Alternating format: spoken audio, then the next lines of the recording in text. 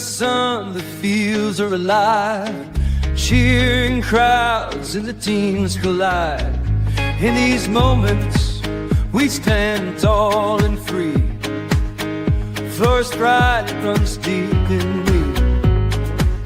With every touchdown, we rise and we cheer. Unity and spirit, the heart lead. Raising voices, let's make it loud. In Florida's high schools, we're so damn proud. From the bleachers to the end zone to go, football and cheers make our spirits grow.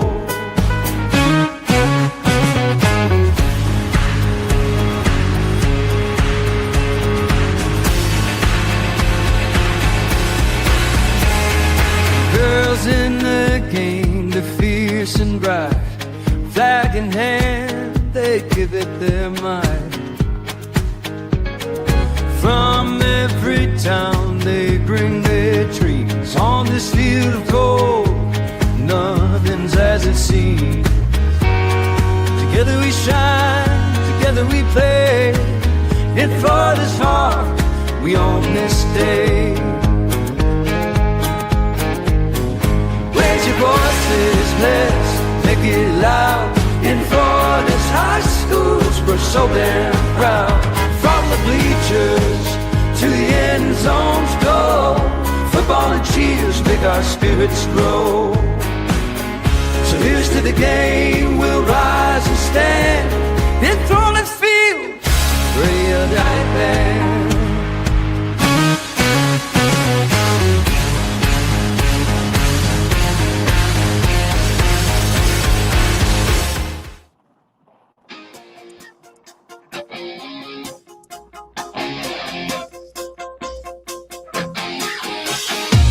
All right, it's time for the Drive the State edition of the Blitz here on FootHSFootball.com. Oh, hit the wrong button there. Happy International Baboon Day. What's a baboon? An animal, right? Yep.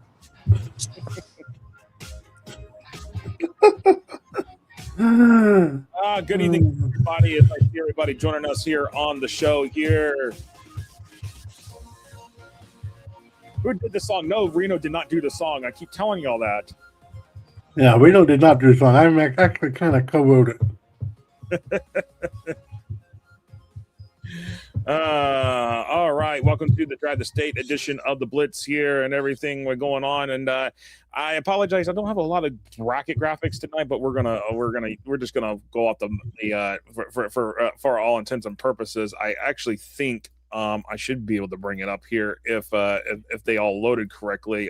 Chris, they get up all on the site here with the playoff brackets.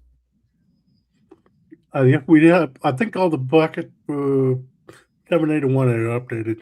Okay, but not the FIT stuff and stuff. Right. So we'll go through. We'll go through it. It'd be easier to bring it up here. But anyways, welcome to the Drive the State edition of the Blitz here. And boy, it's we're getting to serious football now, and there's Coach Rob Ron there. There's Chris Lyke. I'm Josh Wilson here, and how you doing, Coach? Doing good. Got been a rough last 24 hours. I kind of pulled a muscle in my back, so oh man, ouch. It's been a tough day getting around. Yeah, ouch. So I'm hanging in there. I'm at the bar trying to drink it away a little bit. Oh man. No, I'm sipping on Cokes and chicken tenders tonight while my buddy plays a show. So I just had to get out of the house a little bit. It was a rough day, I'll tell you what. Trying to soak up my energy for this weekend.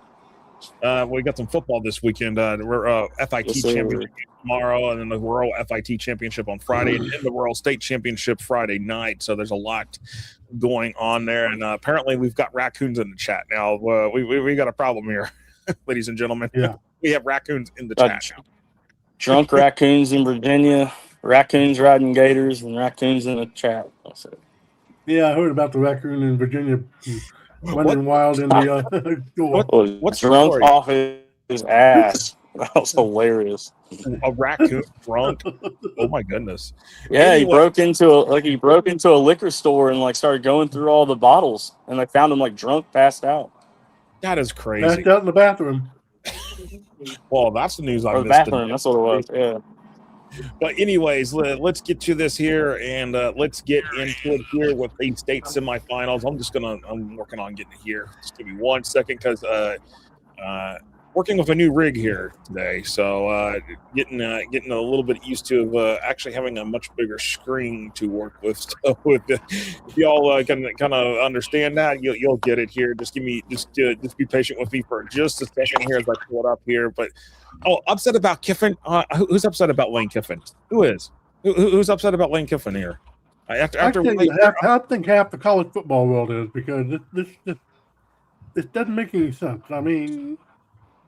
Oh, well, he could have had a great job in Florida, but he decided, hey, well, whatever. So, you know what? It's got nothing to do with LSU. It's got nothing to do with Florida. It's got nothing to do with Ole Miss. It's just, I don't think these coaching changes should happen. I don't think these coaching changes should happen until after the playoff. Oh, oops! What happened here? Why did it do that? And my favorite page on Twitter is the Parody 247 Sports recruiting page. Like, it did a fake report that Whit Weeks, who is Landry Kiffin, his daughter's boyfriend, they did a report that he was entering the transfer portal, and when they cited his reason, he was like, I don't want her dad seeing everything that we do. Yeah, absolutely here. I was like, right. So let me see if I can experience. There we go. Yeah. The UFOs are messing with the technology as I'm learning everything on this new setup here on the rig here. So, oh man.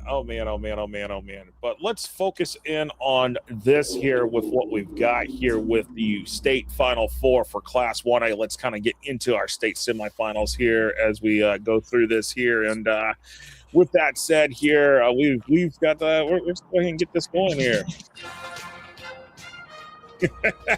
Now that's funny, Mark Cannon.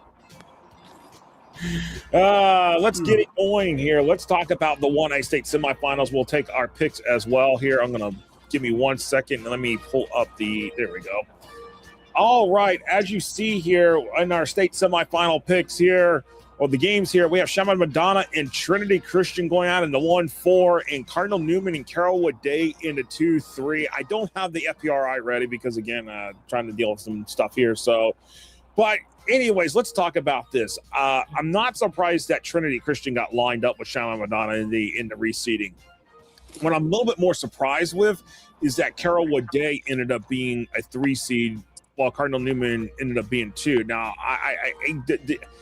my thought is that they must have weighed that win for Cardinal Newman more over St. Pete Catholic than Carrollwood Day's win over Clearwater Central Catholic, which I think is basically, in my opinion, backwards. Right. But that to say here, what do we think here with the first game? Is it Shaman Madonna, Trinity Christian? I feel like it's Shaman Madonna a mile here.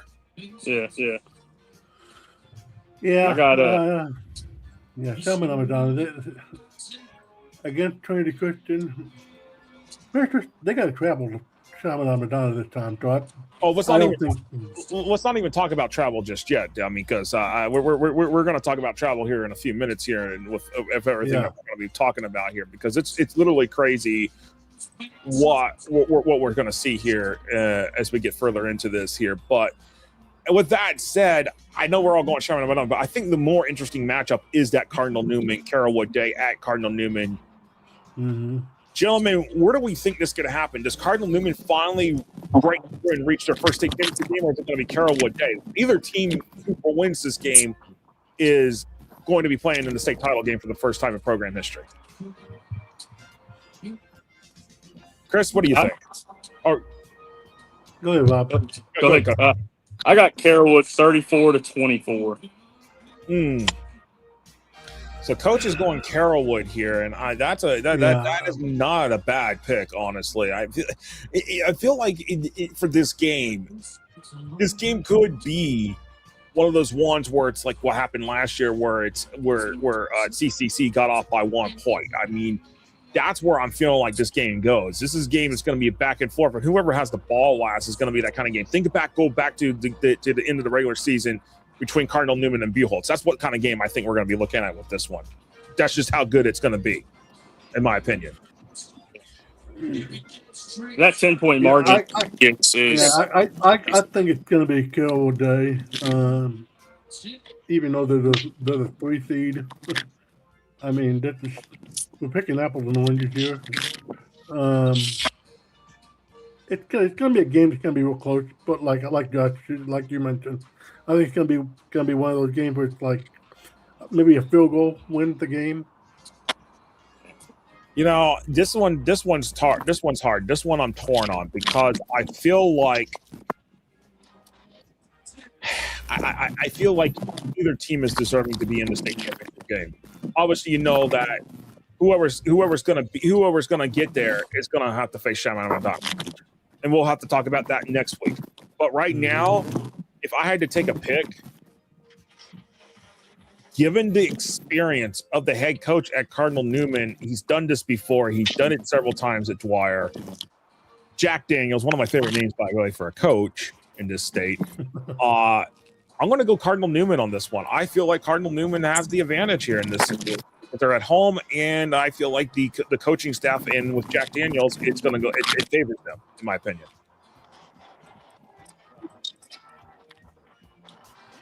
What are you thinking, Coach? I see your head shaking. Yeah, no, I mean, I think it's a toss-up either way. Other that 10-point margin for me wasn't that I think that Carrollwood's 10 points better. I think I just feel a little more strongly about the way Carrollwood's been playing throughout the playoffs. I think that's a late score to kind of make that look a little worse than it is. I kind of lean. Chris is going like a field goal game. I just kind of have a field goal game to you saying whoever has the ball last. I think Carrollwood just tacks a late one on, makes it look a little bit more, like it was an easier finish. But I think it's a one-score game in the fourth quarter. Could either be whoever has the ball last goes ahead and wins, or it could be, whoever's got the ball last, maybe they got a lead and they just kind of double down on that lead a little bit and kind of pile it on there at the end. It's a toss-up. I don't think you go wrong picking Newman. Absolutely. No, I agree with you. And as Winston James here said, they did expose West Boca during late in the season. So that's we're gonna talk about more about that when we get into the 6A bracket here. But with that said, that's our picks right there. So we're all in agreement with Shama Madonna. Chris and Coach are going with Carrollwood. I'm going with Cardinal Newman. I feel like Cardinal Newman will finally break through. Something that Sam Budnick never could able to do was get Cardinal Newman in over 40 years to that state championship game. Jack Daniels, I think, will finally do it and break through on that one. All right, let's go to the Class 2A state semifinals. Let's talk about this here because Cardinal Mooney and Cocoa in a rematch of this last year's state semifinal. Bowles and Cardinal Gibbons, first meeting since 2020 when Cardinal Gibbons beat Bowles in that 4A state title at Go during the COVID season. Let's talk about the Cardinal Mooney Cocoa game. Okay, Cocoa, obviously, 7-point win against Bradford. Obviously, the week before that, had to win by 1 in overtime against Calvary Christian out of Clearwater. Do you think, for both of you guys, do you think Cocoa meets their match here against Cardinal Mooney because the way Cardinal Mooney has played this season and the way they're just really doing? Do you think the clock has ran out on Cocoa trying to go for 4 straight? Yeah, that's where I'm at. I got Mooney 38-20 over Cocoa. Chris? I think Cocoa still got a little bit left in them, but I think the gas is kind of running on empty after this week. Yeah, I feel that. And I kind of feel like a lot of teams have exposed Cocoa for who they are this year. Yeah, I think Cardinal Mooney kind of reading right into it. As we're seeing in the chat, a lot of people are saying Cardinal Mooney, and Mark Cannon says Mooney's one of the most complete teams in the state. Derek Clark has made them one of the most complete teams in the state. And remember, they just won a title 2 years ago in 1S at FAMU. I feel like if this team gets there, they have a legitimate shot. And if we'll talk about the other side of it. if it's a Cardinal Mooney Bulls game in that 2A game, that's going to be wild. That's going to be absolutely insane. I actually could end up setting up to be one of the better matchups that we'll get in the state championships this year. A lot of Saturday players in that matchup. Yes, a lot of E1 guys, a lot of guys you're going to be hearing about. Who signed today? By the way, happy National Signing Day to those who signed today in the state here. Looking at this with Cardinal Mooney and Cocoa, Cardinal Mooney. I feel like Cardinal Mooney's my pick here. I feel like I agree with Chris. I agree with you, Coach. I feel like the gas tank is starting to run out here for Cocoa. Now let's talk about Bowles Gibbons, because these two teams haven't met each other since 2020. That was a 4A state title game. Now they're meeting here in the 2A state semifinals. Obviously, this game's at Bowles. It's at Skinner Barco. We know what's going to happen here. It's going to be an electrifying atmosphere in Jacksonville. Mm-hmm. Cardinal Gibbons is used to this kind of thing because they do play a tough schedule. I mean, obviously, I know what Matt DeBuck has done for years. And congratulations, by the way, to Matt DeBuck, 100 wins as a head coach at Cardinal Gibbons, and multiple state championships there as well for the Chiefs. Here's the thing. You've got to be able to contain Xander Edwards. If you can't contain Xander Edwards, you're not going to win this game. And I feel like that is the biggest issue that is going to face Cardinal Gibbons in this game. Mm-hmm. Bowles is an exceptional defense, but they have a very much of a pick your poison offense. They have an exceptional quarterback that's been playing extremely well. Obviously, you have Xander in the backfield, and it's one of those things where you have Naheem Burrows on the outside, Clemson signee today, and if you choose to not come down in the box against Xander, you choose to leave a safety back there deep to help out with Naheem, Xander has proven that if you don't have that additional man in the box, he is eating it up every single time. So you have to commit to either having two safeties or having a one high safety and bringing that guy down in the box. And if you have one high safety, Naheem Burrows is on an island. And that's not a. And for that reason, I actually have Gibbons being in the game, in the third quarter, and then I have Bowles just kind of pulling away, 35-21 at home. That place is going to be rocking. They had 4 early signees today. That program at Bowles, this is, I think, even excluding that 2020 season, this is the best roster they've had at Bowles since Corky Rogers was still coaching at Bowles. Yeah. This is the best Bowles team that has been there in at least 10 years. I agree with you. And this is a chance that Matt Toblin has a chance to get to the state title game and maybe win one for Bowles, which has been a hot minute since they've won a state title. But again, you've got Cardinal Mooney that's most likely going to be in your way. So you've got to do it. But again, if it's a Cardinal Mooney versus Bowles matchup in the 2A game next week, it is going to be huge. But I agree with you on everything you're saying. And Cardinal Gibbons will fight. They are going to fight in this game. And but I feel like we're kind of all leaning the consensus that it's going to be Bowles emerging out of this. Would I be in agreement here with this on this, guys? Yeah, I think Bowles should pull away at late, but I wouldn't put it past Cardinal Gibbons to win this thing. The thing is, both teams are well-oiled to play a team similar to each other. So they play these big games. They know what it's like. So, I mean, you're splitting hairs here with both of them. But give me Bowles late. But I wouldn't be surprised if Gibbons wins the thing. No, I wouldn't be. It wouldn't shock me if Gibbons does wins. But give me Bowles in this one. I feel like again, and we're on the consensus of Bowles. But again, it wouldn't be shocker if Gibbons pulled out a win here, just because Matt DeBuck knows what to do. He's been there, done it multiple times. Again, congratulations to Matt DeBuck, 100 wins as a head coach there at Cardinal Gibbons. His alma mater, by the way. And great coach there at Cardinal Gibbons. All right, let's get into that 3A bracket here. Let's talk about it here.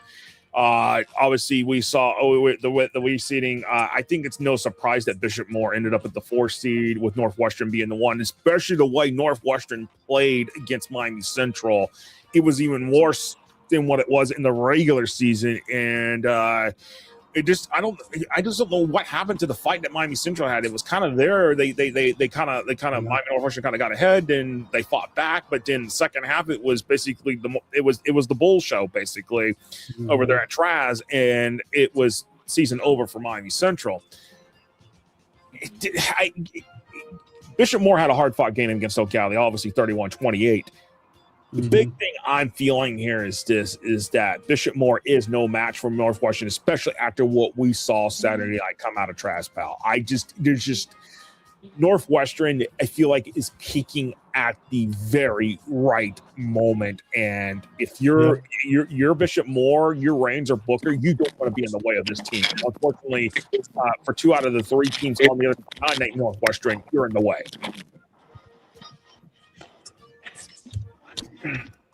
Yeah, Northwestern, they're really on a roll, and that's it surprises me that what they did to Miami Central this time.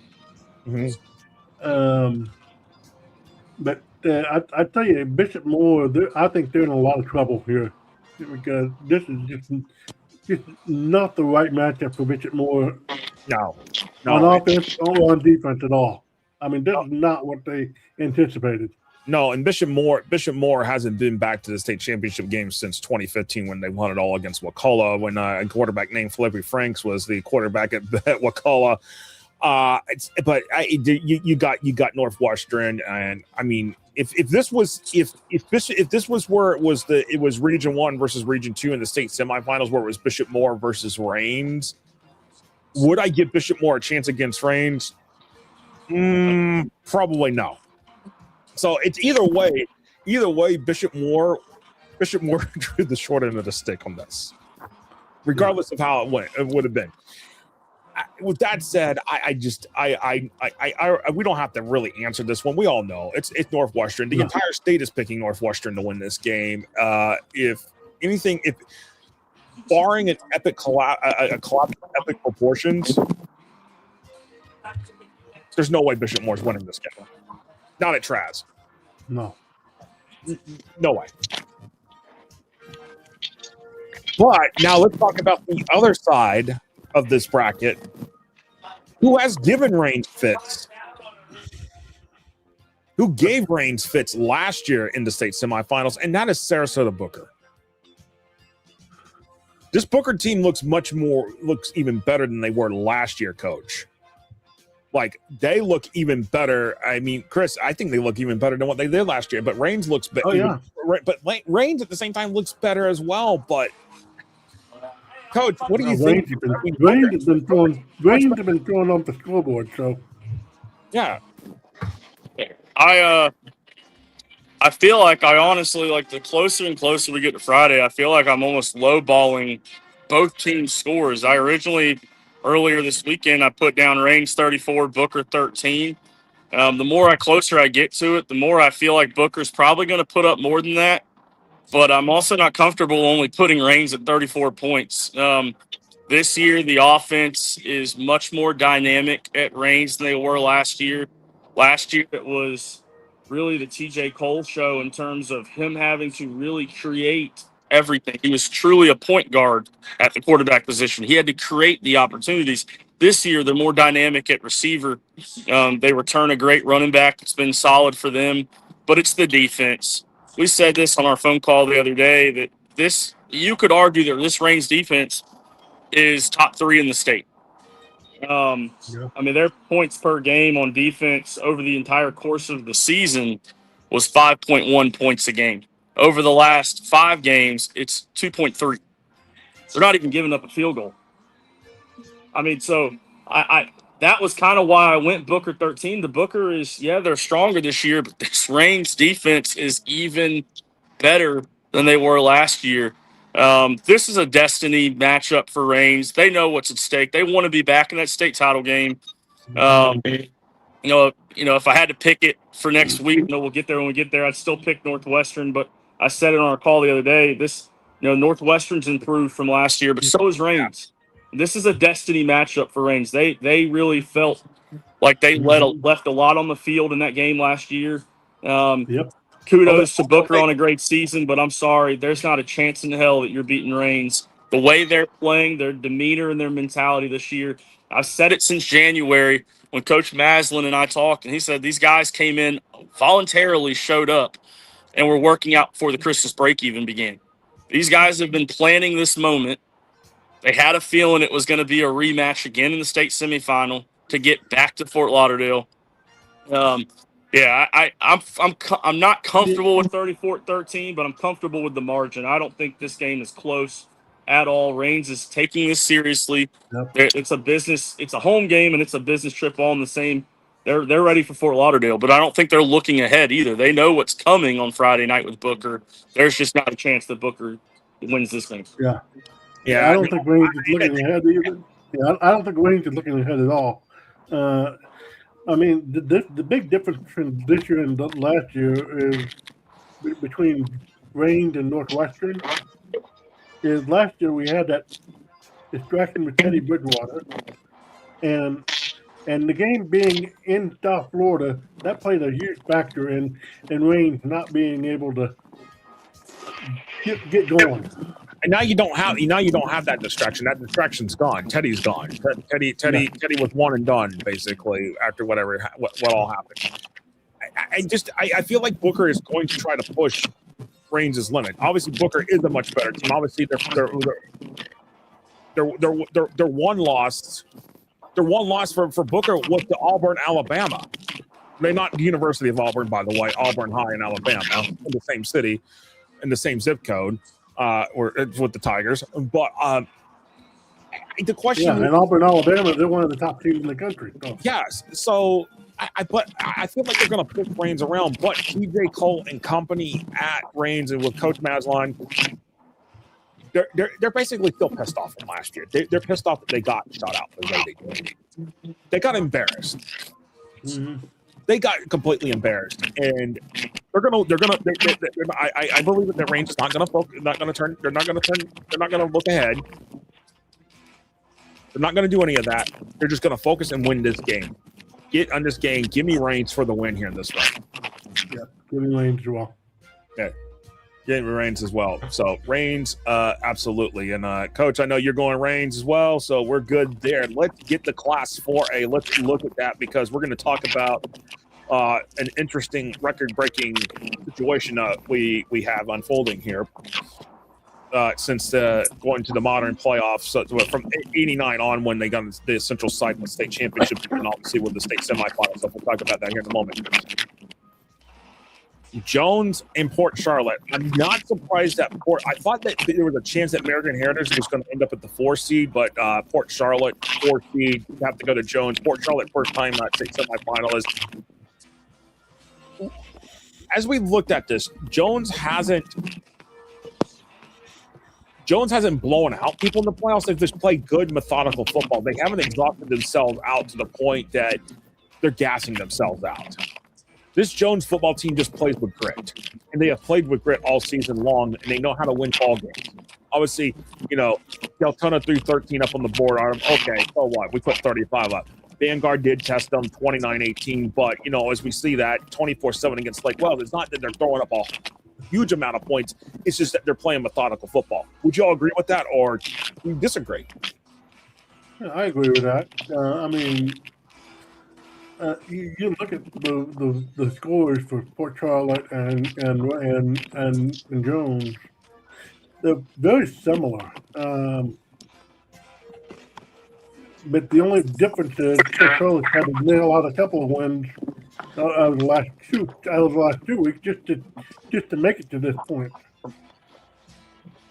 So you're looking at a pretty good ball game here, but I think Jones is going to end up winning this thing. Yeah, but it's going to be I wouldn't count out Port Charlotte at all. No, I wouldn't count. They've shown some real grit and real eager to win that thing. So. Yeah, and you got to think about this. Who's the one team that we haven't mentioned all this? Who's sick? And as Mark Cannon pointed out, Jesuit has to be sick the way they lost that game. I mean, that's why they lost that game to Port Charlotte. I mean, it's crazy that we really what we should be talking about right now is Jesuit being a 1 seed, Jones 2, Choctaw being 3, and then probably American Heritage 4. That's what we should be talking about. We're not talking about that because what on the other side of this is what we're going to be ready to talk about before in a moment. Your picks, Jones or Port Charlotte? I have Jones 35-17 over Port Charlotte. Yeah, I'm going with Jones. I'm going with Jones. I feel like Jones will win by at least two touchdowns, maybe 3, depending on just how does Port Charlotte come out and play. Port Charlotte has been exposed in some games this year. They're not as the most complete team as they were last year, which that team should have gotten to the state semifinals, but got the best of Naples. Naples gave them the best of it in that regional final last year. But let's talk about this. Choctaw and American Heritage in the state semifinal. By the way, this is a 623-mile road trip in the best possible route that includes nearly $20 in tolls, by the way, probably more for a bus, to go to Fort Walton Beach and a time zone change at the Apalachicola River. This game, I'm hoping that American Heritage is leaving tomorrow to go, which I would hope they are doing that. Some people wondering if they're flying. I don't even know if they're flying. I'm pretty sure that they're. Yeah, it's 600. Yeah, it's a state. And this, by the way, breaks the record since state championship flight in '89 for the Marble mileage. No, for a state semifinal game. See, I am so used to seeing these long road trip games, having covered Texas for 13 years. These are nothing. This is nothing. 630 miles, that's nothing. You've seen 1,000 miles. That is nothing. It would be quick. I mean, if you want to cry about travel in the playoff, go ahead and cry about travel in the playoff. I mean, of course. Mark Cannon says they're going by UFO. Henry said it would be quicker for American Heritage to go to Cuba or the Bahamas than go to Choctaw. He ain't wrong. No, he's not wrong. He's not wrong. Hey, Coach, whatever's playing with the news and everything, we can't hear you. Apparently, somebody said that. Whatever's coming through over the music. Oh, is that what's happening? That might be what's happening. I'm outside. I can hear it. They got it on a speaker out in the damn patio. But you know what? This game, man. This Choctaw's this is the ultimate trap game for American Heritage. But couldn't this be the ultimate trap game for Choctaw? Oh yeah, Coach, what are you saying? I don't think it's a. I bit my tongue there. I don't think it's a trap game for Choctaw, in the sense that, I mean, it's not going to get any tougher for Choctaw in this matchup. Nope. I think it's a trap for American Heritage. The road trip, the time change. Yep. I don't think they're going to see American Heritage put up 40, 50 points. I think the talent discrepancy is pretty wide.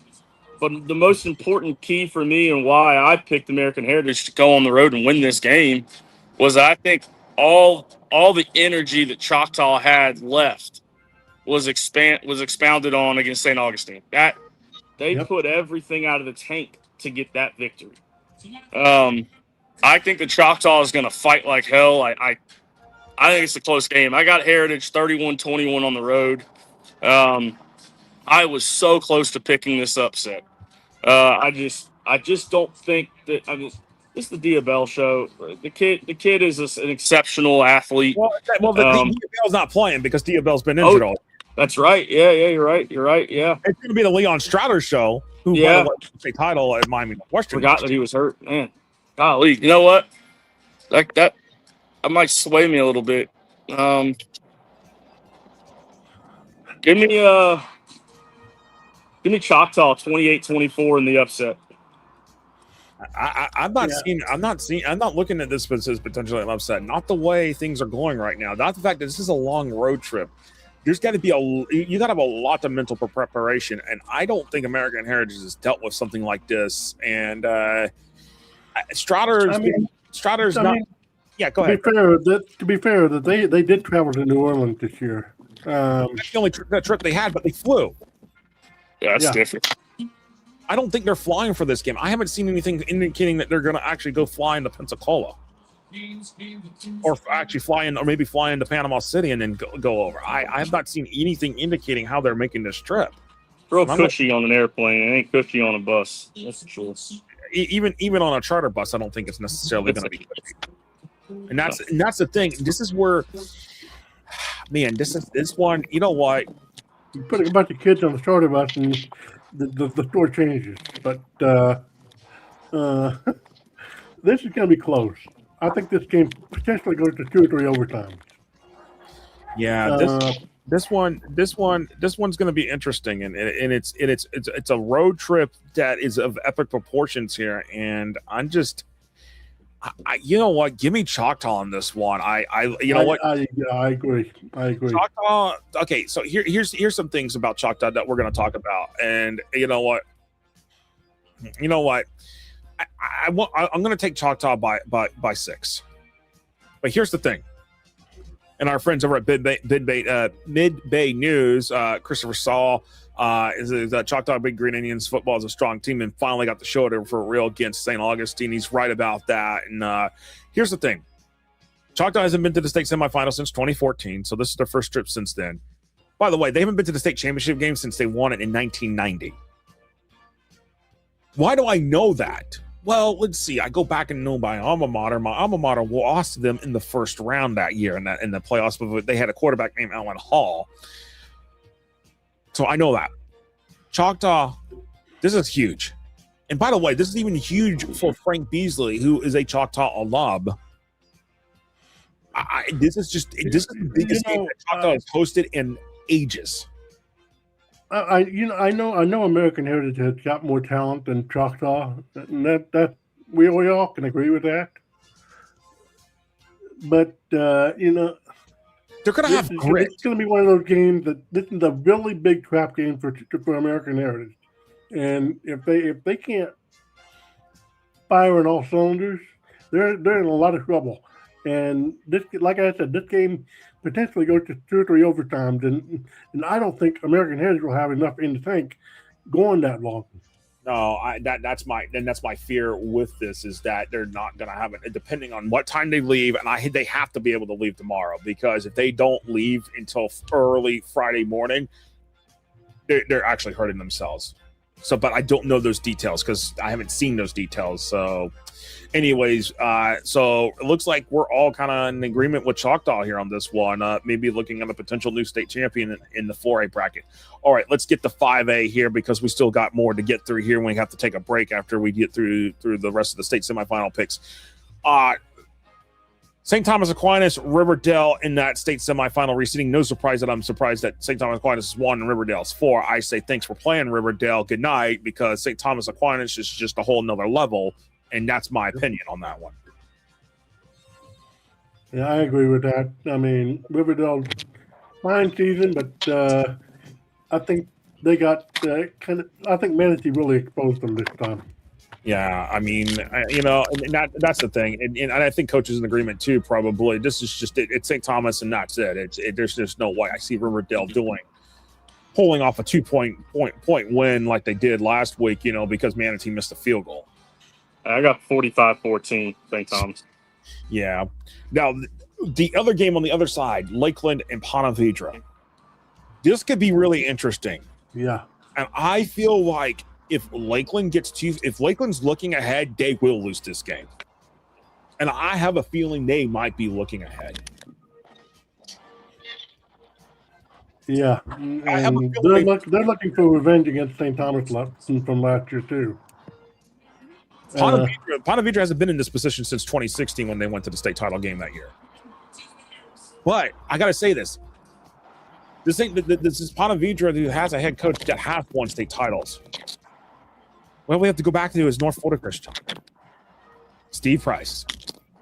So if anything Steve Price knows, you got to be mentally prepared for this game because Bryant Stadium is a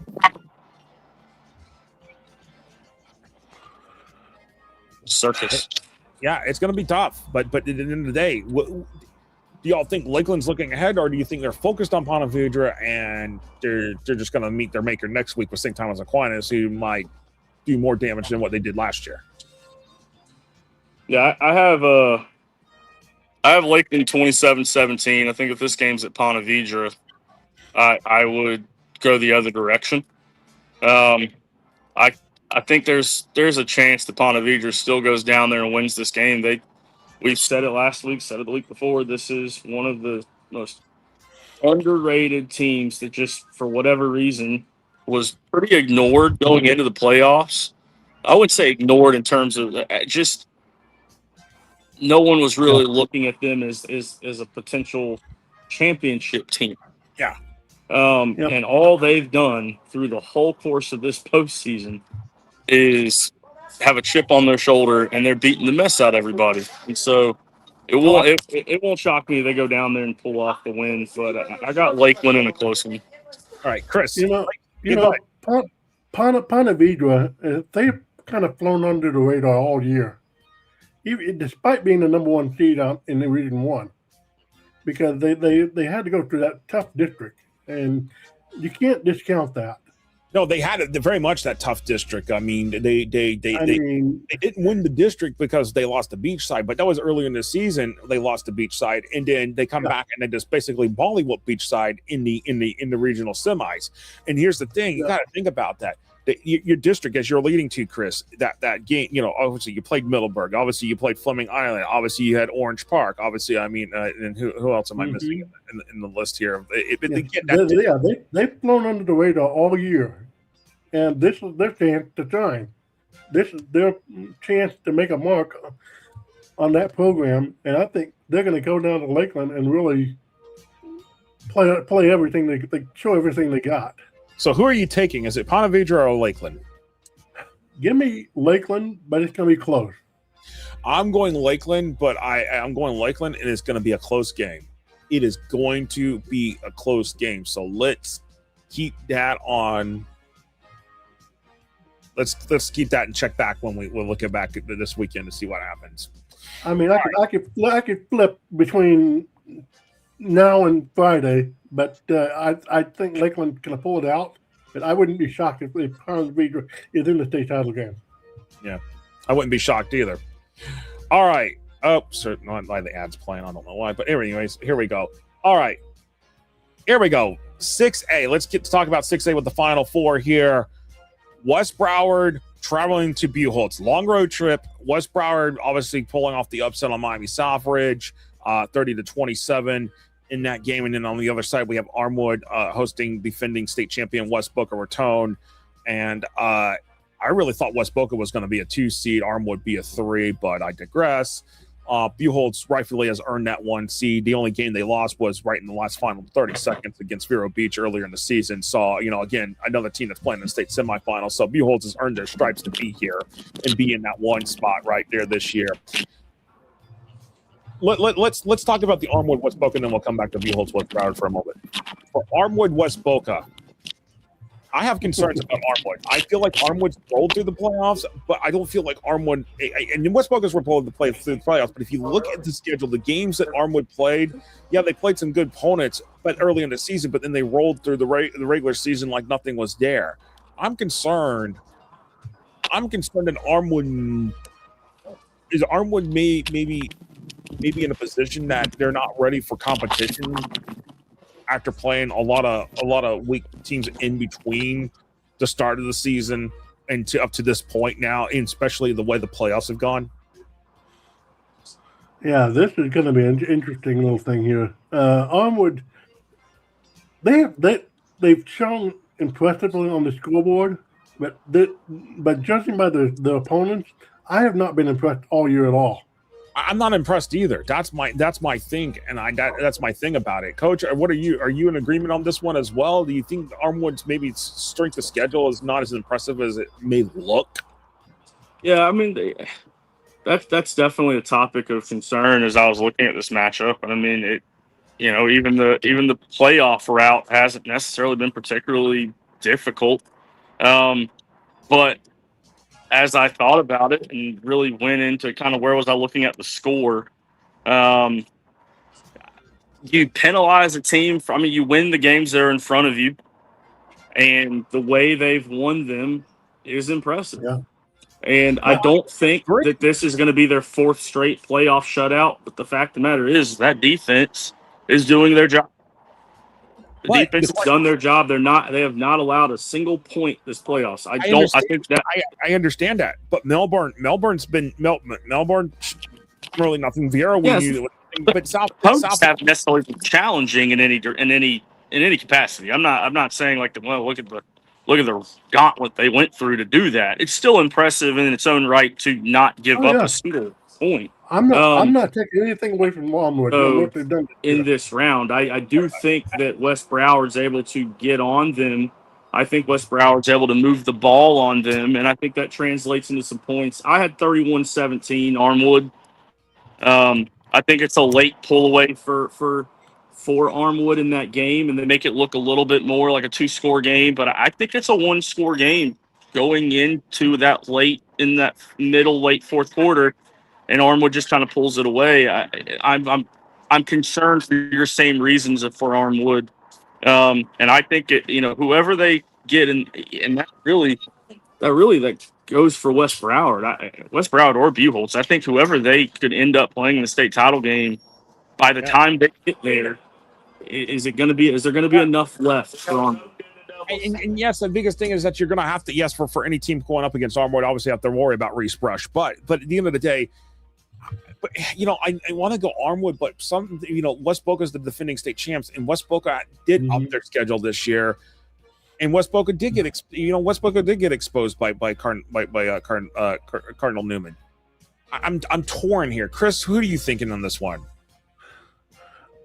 I think that West Boca lost to two of the best teams in the country, Cardinal Newman and the team out of Pennsylvania. I think they actually was Don Bosco Prep they played. Yeah, Don Bosco Prep in New Jersey. Two of the best teams in the country, and that's my thing. That's the stranglehold to those two losses. Those two losses probably helped this team more than it hurt them. And I think West Boca is our team on a mission. I think they go into Armwood, and I think they win. But it's going to be close. Yeah, I think it's going to be close. Give me West Boca for the win here in this one. All right, let's go back to let's real quick get back to Buchholz in West Broward. Buchholz 5th consecutive state semifinal appearance. West Broward, this is their first. I feel like I know it was like the third time wasn't the charm. Obviously, you had to play Aquinas 2 years ago. Obviously, you had Osceola last year. Osceola gave you a back and forth, and Osceola pulled away. I feel like the 5th time is the charm for Buchholz to get to the title game. First time since '90.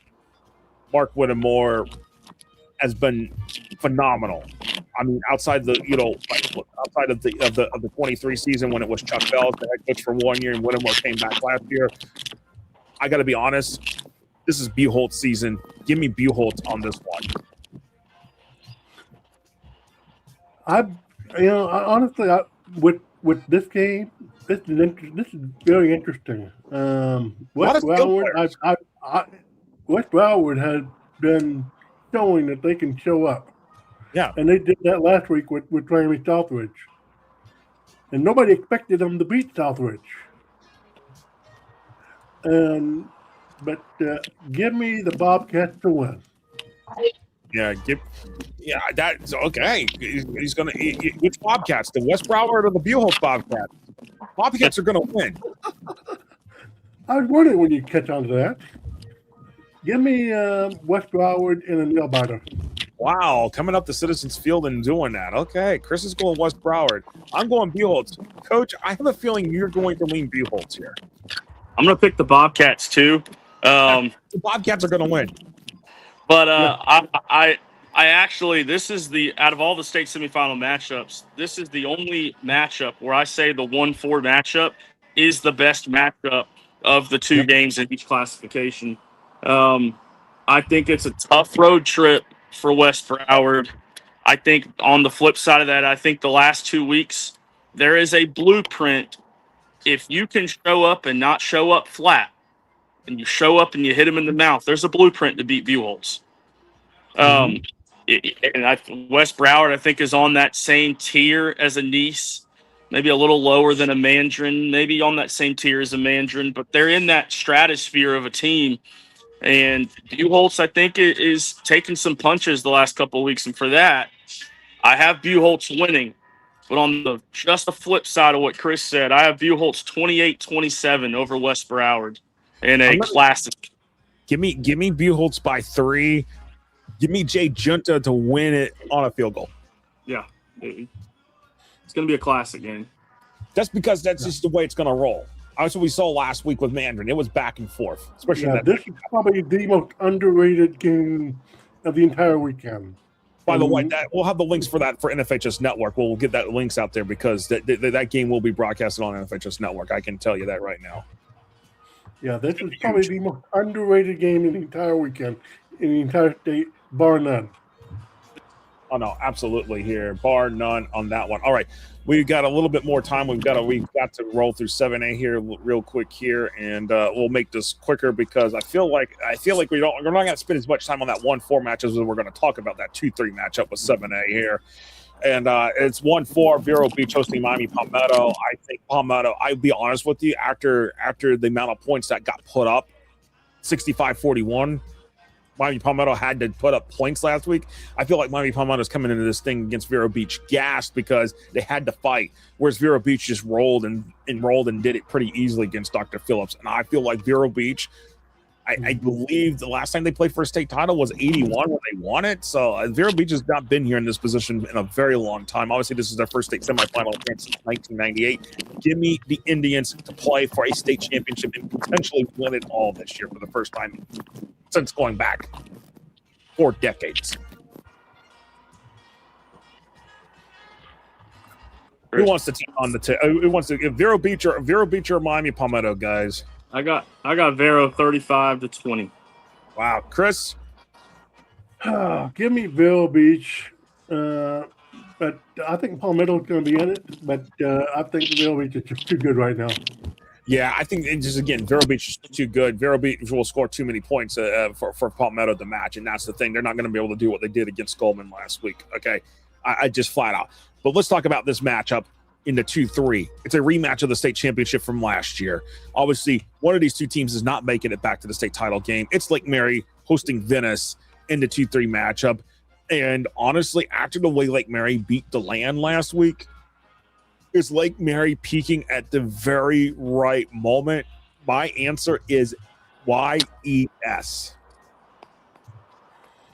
Yeah. This is another interesting matchup.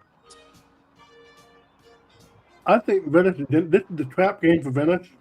Oh, absolutely. I agree. You thought John Peacock you thought John Peacock got pissed off at the predictions over the last few weeks. I think John Peacock's going to be pissed off when we make our picks here. Yeah, and I think Lake Mary's going to win this thing too.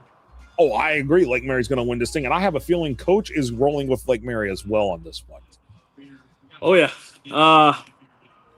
listen, a classic last week against DeLand. It's going to be another classic against Venice. This Lake Mary team is a team of destiny to get back to that state title game. It's Noah Grubbs, his last hurrah. I just want to give a shout out to everyone that was in the comments over the last week that said that DeLand was going to stomp all over. Y'all didn't learn your lesson last year in the first round. You should have known better. You should have known Lake Mary was going to win that game. Brother. I got Lake Mary 38-35 in a classic, good offensive game. Lake Mary's peaked at the right time. You know, we talked about this on the phone call. I'll be really quick about this. The last 5 games for offense and defense, these are identical in terms of Lake Mary 45 on offense, 21 on defense given up. Venice 49-21. However, Venice at this point has played junior high level teams over the last 5 games, and Lake Mary has played 3 teams ranked in the top 50. They're ready for this matchup. Noah Grubbs just looked unstoppable playoffs. And coach, by the way, Pepperidge Farms remembers last year. I hope. John Peacock gets his feathers clipped this Friday night in Lake Mary, Florida. Love John Peacock, but not this week. All right. Hey, Chris, Lake Mary or Venice? You said Lake Mary or Venice? Yeah, give me Lake Mary in a close one, but yeah, I don't think Venice has got enough in this game. No, so we're not wrapping up just yet, Emery. We got to take a break, and we got to come back, and we got to preview the other games that we've got. We've got the Royal State Championship and the FIT games. We won't spend much time on the FIT games. We will talk a little bit more about the Royal game, the Royal State Championship, which is going to take place at the Villages. So we're going to take a quick break here in a moment here, and we're going to come back and we'll preview what's going to happen at the Villages here, and we'll wrap it up for the night on that one after that. So, all right, we'll be right back here on the Drive the State show, the Blitz edition here on FortHSFootball.com. We'll be right back right after this.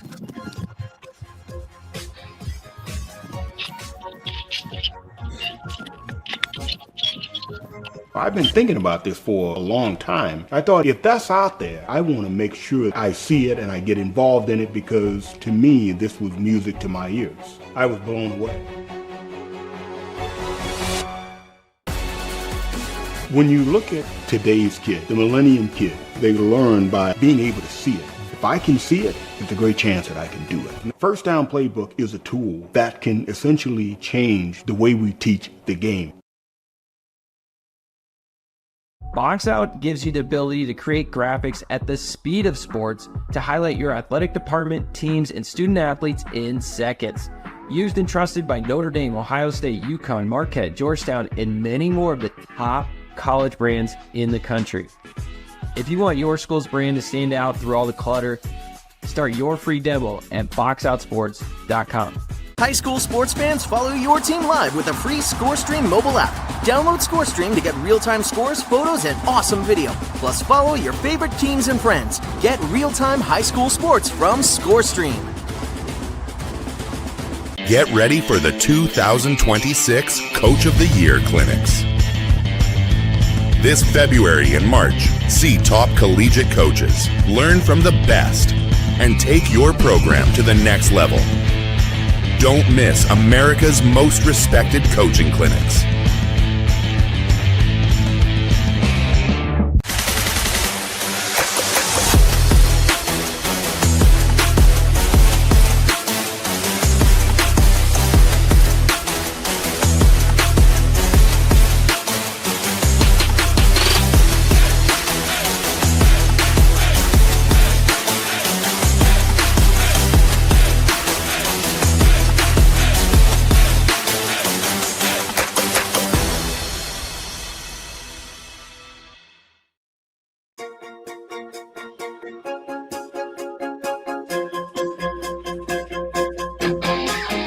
All right, welcome back here to the Drive the State edition of the Blitz here on FortHSFootball.com and the FortHSFootball.com social media handles. And boy, as we roll through it, we have a few more games to talk about, 4 more games to talk about here. And it is 4 games that are taking place at the Villages tomorrow and Friday. All games on NFHS Network. We will put the links up on FortHSFootball.com here later this evening for y'all. That way you can watch, and you also be able to help support us. So if you click the link and you haven't subscribed to the NFHS Network, you'll be able to click on those links, subscribe, and be able to watch all those games if you can't make it to the Villages over Thursday and Friday.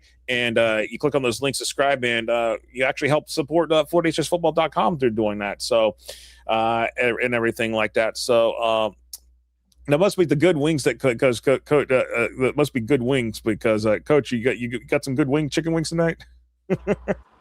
Yeah, some little buffalo wings tonight. Oh man, except for that Diabell slip up. Yeah.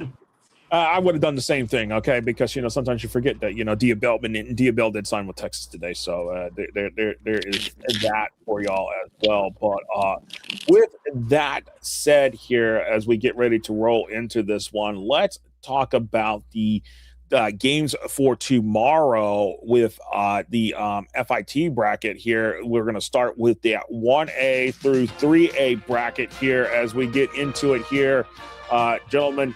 And as we roll through this one here, I'm going to bring it up here on the screen here for us to look at. And that is at 1 p.m. It is Dunellen versus North Miami Beach. And what's really interesting with that said is that these are two teams that probably would not have made it anyways to their respective playoff bracket. In their classification, North Miami Beach may have had a more of a chance in the 2A bracket versus Dunellen in the 3A bracket. But this is going to be really interesting, as me and Coach will be there tomorrow for those FIT games. We're gonna make a little jaunt down to the villages to check this stuff out, and then still try to figure out for Friday, but see if I can get a jaunt down to that Rural State Championship game just to check it out. But again, this will be the only stuff I get to really see with the state stuff this year. Not going to Miami. I've got somebody that's going to cover for us in Miami, Brandon Covington, who Chris knows very well, and we're going to have him do some photos and stuff and report back to us. And we'll do our reporting as well here. But let's talk about this FIT 1A3A championship here, Dunellen versus North Miami Beach. I think I want to say each team is now on the winning side record of things. I know that Dunellen, both of them were like 4-6 coming into this thing. What do y'all think here on this one, real quick here? I mean, this one's again, it's a 1A. It's a 1 p.m. kickoff. I like North Miami Beach in this game. They're a team that loves to travel. They do. They're more challenged than Dunellen at this point. So give me North Miami Beach by maybe a touchdown or two. All right, Coach, for you, Dunellen. I feel like Dunellen's going to bring a crowd, by the way, for this. I think so. I mean, yeah, it's a much closer game for them. You'd hope it would.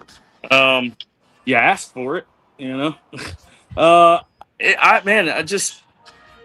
I kind of was earlier in the week, kind of leaning towards Chris's point. Just gone back and forth. I have Dunellen by 4. I think it's more or less the experience of that staff and kind of just they're used to being in the playoffs. And I know this isn't what they wanted in the season, what they wanted, but I think you asked to be in this FIT. And I think for that reason, they prepared to be in it. So it's a tough one. It's a toss-up. I'd take Dunellen by 4, just being closer to the venue, the weeks a little bit. But North Miami, like to Chris's credit, I mean, they like to travel and they will, and they're not scared of it. It's tough. I get Dunellen by 4, but it won't shock me if North Miami comes in here and just kind of outruns them a little bit, out-athletes them a little bit. It should be a good game. I'm excited to be there tomorrow. It will be a good game. It's the two teams I think kind of expected to be in the matchup. Same thing on the other side that we're about to talk about. So it should be a good day. I'm going to go Dunellen. I feel like Dunellen, they're going to bring a crowd, and it's going to be close. It's going to be a close game, but Dunellen for the win, and give me the Tigers here to win this one and roll along here. All right. With that said, let's talk about what's on the other side of this one here, and that is going to be the FIT 4A through 7A championship game, and boy, both teams at 10 wins each. Between Dr. Joaquin Garcia and Tate. Tate is 10-3. Dr. Joaquin Garcia 10-3. And obviously, the biggest argument is that these two teams should have been in their respective classification playoff bracket of 32, not the FIT. Both came into this with 7-3 records, but this is going to be a good one. Panhandle versus Palm Beach County. You couldn't get any better. Two teams that are going to fight, and they're going to play hard. And I can understand why this game's a little game, 7 o'clock, obviously, because Tate's got to travel. Dr. Garcia, they got to travel. They're further out, so that may be the reason why the Dunellen didn't get the 7 o'clock game, even though they're the fact they're closer. It's just because these two teams are actually traveling the furthest for this. Yeah, that's the main reason why this game is the later game. Give me in this game. This game is interesting. Give me Tate to win this game. I think they played a tougher schedule. Yeah. But they Dr. Garcia is not a bad team. No. Coach. But, yeah, give me Tate. Tate or Garcia? Another game went back and forth on. I got Joaquin by 7.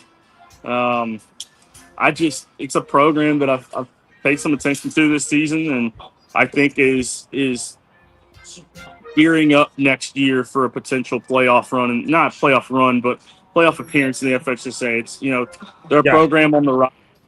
This is your stepping stool to that moment. So it's a program that I think needed this. If there was a team that needed this FIT, it was them. Just more opportunities for their guys to continue to build confidence towards the future for next year. I think that it's I'm really excited for this game. This was 2 teams that I think could easily have made an argument to be in the playoffs this year. Absolutely. So I'm excited. This is going to be a great game. No, absolutely here. And both teams will benefit from this game in the long run next year with this. So, yeah. This is a great game for both of them. I'm going to take Tate here. I think Tate's going to win, and it's going to be some good Panhandle versus Palm Beach football here in this one. I'm excited to see Tate. I'm excited to see Dr. Garcia. I'm excited to see both teams because they're going to be really good. I just feel like Tate's just going to have a slight edge here, and I think in this, and it's going to come back. But for both teams, it should benefit them for what 2026 is going to bring. I will say that. Okay, let's get to it here. We're going to talk about the Rural FIT because that'll be a 1:00 on Friday, the Rural FIT game. And this one, I'm just going to be honest with you. This Rural FIT has been kind of a complete mess, to say the least. And honestly, if you tell me, you know what, Fort White, everybody I've talked to, all of us we have talked to, Fort White should have been in the main rural bracket.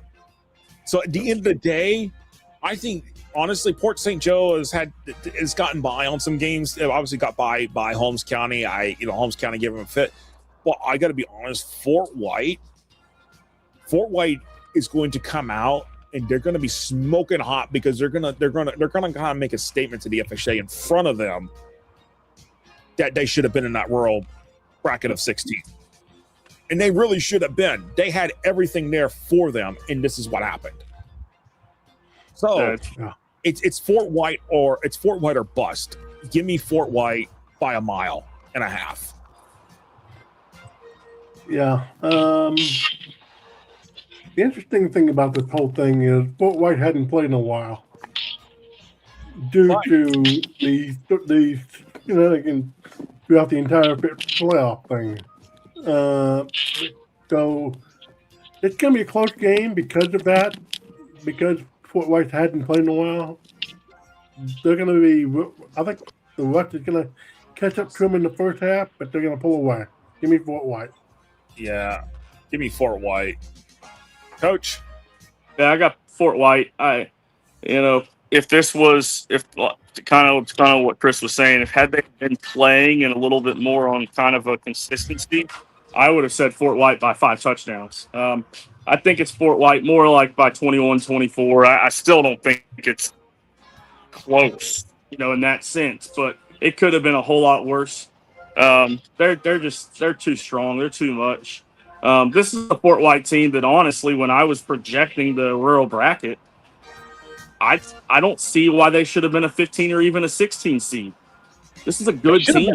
Yeah. They should have been higher. This is a team that when I looked at my projection, had they have been where I thought, I had them at a 13 seed actually. And I said that this was a quarterfinal team, potentially even a semifinal team. This is a good team. They're big up front. They have athletes. Once they get going in this game, it's going to go downhill for Port St. Joe.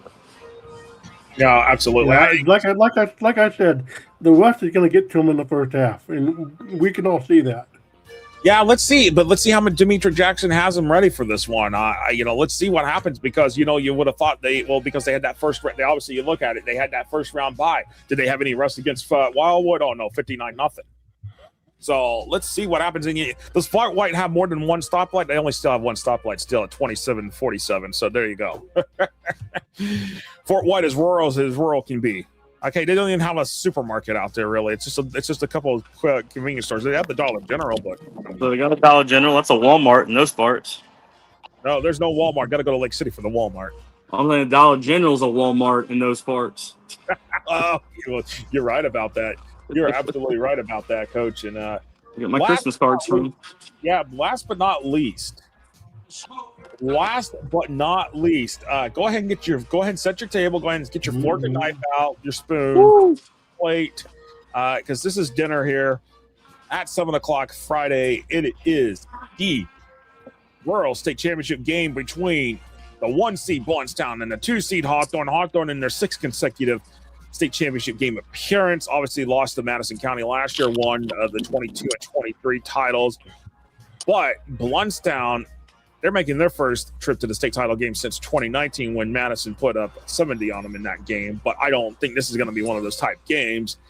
Blountstown, Amari Thomas, over 1,700 yards rushing, averages about 150 a game for Blountstown. Obviously, Hawthorne played 8 regular season games, has cruised through the playoffs. Obviously, as we look at it here for Hawthorne here, obviously you can look at it. 42-0 over Brantford. Hawthorne again rolled over Williston 30-8, and obviously took care of business against Chiefs 36-6. Obviously, you see that the biggest fight that Blountstown had was against Madison County at 33-32, but then just totally took care of Pahokee in that state semifinal game. I got to say this. I don't think Hawthorne's going to roll as easy as they've done through the first 3 games. This is not those kind of teams. Blountstown's a different kind of team. Blountstown has been playing really good football, 12-0 on the season. Obviously, Hawthorne's only loss is to this year is to Oakley. Yep. So the question is, Amari Thomas. Hey, Amari Thomas signed FSU today. So there you go. If that tells you anything, there you go, Mark Cannon. There you go. The South Carolina flip 2 days ago. Say what? He flipped to FSU from South Carolina for the 2nd time. Yeah. 2 days ago. So yeah, good luck to Amari. Yeah, and this is going to be interesting. The question is, can Hawthorne shut Amari down? I mean, Amari's averaging 150 a game. Yeah, he is. If Amari hits 150, Blountstown's winning this game. See, that's why he brought it up. He wanted to know. The question I got is can Blountstown contain Richard Roundtree? That's a good question. That's the other flip of the coin. Yeah. So who's going to cause the shutdown first? That's the question that you're alluding to, Chris. Yeah. Who's going to cause the shutdown? And I think that's the biggest question. And Coach, do you agree? Is this going to be the key thing? Yeah, I would say so. I mean, the matchups are pretty even. I think both sides kind of know to win this game. It's pretty obvious what we have to stop. So, it's pretty cut and dry. You don't really have to stare at the tape too long this week in the office to figure that out. At the beginning of the playoffs, when everyone was saying Madco, and I said it's not going to happen. You're the over dramatics of Madison County in the fantasy land. It's not happening. This isn't Madison County in 2018 and even last year. It's Hawthorne. It's been Hawthorne every year, 6 straight years. Yeah. They're back in a state title game again. CI, baby, I love you. I ain't ever getting off that bus. 34-28. This is going to be a great state championship game. Blountstown deserves to be in this game. I called this matchup at the beginning of the playoffs. I said it was going to be these 2 teams. They were the clear-cut best 2 teams in the rural bracket. I didn't. If there was going to be a closer team to the 3rd best, I would have said, yeah, sure, you can throw Madison up there. It's probably the only other team that really had the argument. But these are the 2 clear-cut best teams. It's going to be an amazing game. I don't think Hawthorne is able to contain Amari Thomas in terms of shutting him down. It's going to be one of those, who has the ball last, whoever that is, they go and win the game. And Mark Cannon's right. The Bluntstown strength of schedule maybe it's weaker than what obviously has been for Hawthorne. And by the way, let's point out these stats here real quick. Obviously, Chris alluded to Richard Roundtree, obviously averaging 223 yards passing per game, 230 total yards of game. Amari Thomas obviously gets the almost 150 rushing, but averaging also 165, almost 166 per game. The thing is that you've got another Ingram coming up, obviously averaging about 10 tackles a game. Aiden Williams from Bluntstown averaging about 8 tackles a game, and they've got guys that are averaging about a sack a game. So the question is who's going to? I guess the question is who's going to blink first, as I should say. There's one particular matchup in this game I think is going to tell the entire story of this entire game. It's going to be Kyler Ingram against Amari Thomas, defense, offense. Yeah, that's going to tell the entire story in the entire game. And I'm interested to see what's going to happen. If Ingram can get to Thomas, then Hawthorne's got the chance to really make some noise and surprise a lot of people. Yeah, I will say this: if Hawthorne can shut down Amari Thomas, they're bringing home their third title in 4 years. It's a blowout if they do that. Yeah, but if they let Amari Thomas run rampant and they can't shut Amari Thomas down, Bluntstown could be bringing home their first title in decades. The one thing I'll give Bluntstown credit in terms of how they execute their run game with Amari is that they have found non-traditional ways to involve him in the run game versus traditional ground and pound with him. It's going to be, I would say, difficult. No, Ingram, he's such an exceptional athlete on the side, and that matchup is so key to this game, like Chris said. Amari's going to get his. I don't think that he goes for 150 plus, but I think he when it counts, I think that he shows up. I just think it's too much Hawthorne. They're ready for this game. They played the schedule that has got them ready for this game. I think that's the slight difference and advantage for Hawthorne. But I don't see it being a blowout. I think Amari Thomas as good as his advertised. It's going to be a blowout. But anyways, we're about out of time here and anything. But any final thoughts, gentlemen, as we get ready for this week 1 of 2 of terms of some trophies, some hardware being handed out to teams here. Any final thoughts here? And of course, me and Coach will see some stuff at the Villages here tomorrow. Kind of get down there, slip out down there, not too far away from the home base here in Gainesville. So that's why we can make the trip easy and everything. But Coach, what are you thinking? I think we're set up for some great football next weekend. I think that even if some of the picks that some of us didn't have tonight don't hold up and the other team wins, I still think you get great matchups. But I think we're setting up that if everything kind of holds for where we're kind of going with these games, you're setting up for a state championship series, kind of like a couple of years ago where it was just every matchup was just spot on, great matchups. So this is going to be a good week of football. I think there's a couple of blowouts as a possibility, and I know the matchups are kind of weak in some spots, but the championship matchups I'm looking forward to next week. We got the potential for some great ones next week. Absolutely. And Chris, your thoughts here as we wrap this up. Yeah, I'm with Coach on this one. We got a chance to see some interesting matchups next week. If everything plays out the way it should. But as far as this week goes, all bets are off.